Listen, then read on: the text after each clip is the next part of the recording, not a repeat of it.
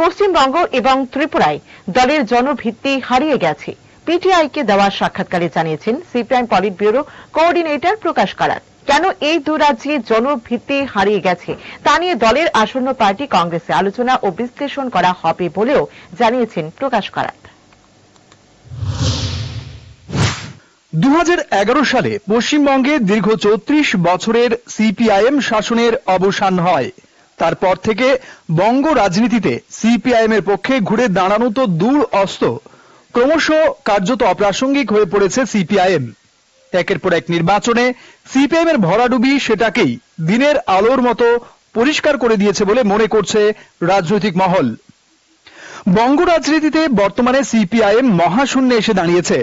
বিধানসভায় তাদের কোনো বিধায়ক নেই, লোকসভাতেও সে রাজ্য থেকে কোনো প্রতিনিধি নেই সিপিআইএম এর। অন্যদিকে 2018 সালে ত্রিপুরায় সিপিআইএম শাসনের অবসান হয়। তারপর থেকে পশ্চিমবঙ্গের মতো এ রাজ্যেও সিপিআইএম এর ভরাডুবি অব্যাহত রয়েছে।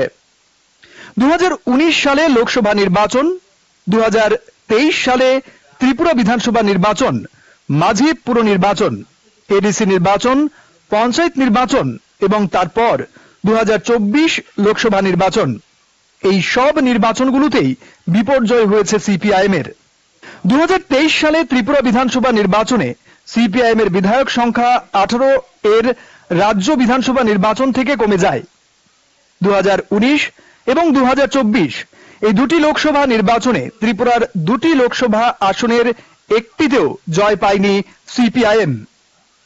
পশ্চিমবঙ্গ এবং ত্রিপুরা এই দুই রাজ্যের রাজ্য রাজনীতিতে সিপিআইএম ক্রমশ অপ্রাসঙ্গিক হয়ে পড়েছে বলেই মনে করছে রাজনৈতিক পর্যবেক্ষক মহল। এই দুই রাজ্যে যে দলের জনভিত্তি হারিয়ে গেছে সেই বিষয়টা এবার উঠে এলো সিপিআইএম এর প্রাক্তন সর্বভারতীয় সাধারণ সম্পাদক এবং বর্তমানে সিপিআইএম পলিট ব্যুরো কোঅর্ডিনেটর প্রকাশ কারাতের কথায়।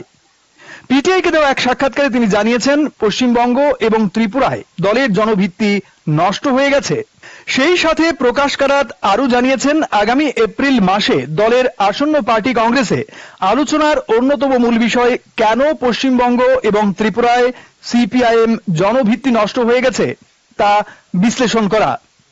এই দুই রাজ্যে দ্রুত জনভিত্তি ফিরিয়ে আনার জন্য দলের পক্ষ থেকে বেশ কিছু পরিকল্পনা নেওয়া হয়েছে বলেও জানিয়েছেন CPIM politburo coordinator Prakash কারাত।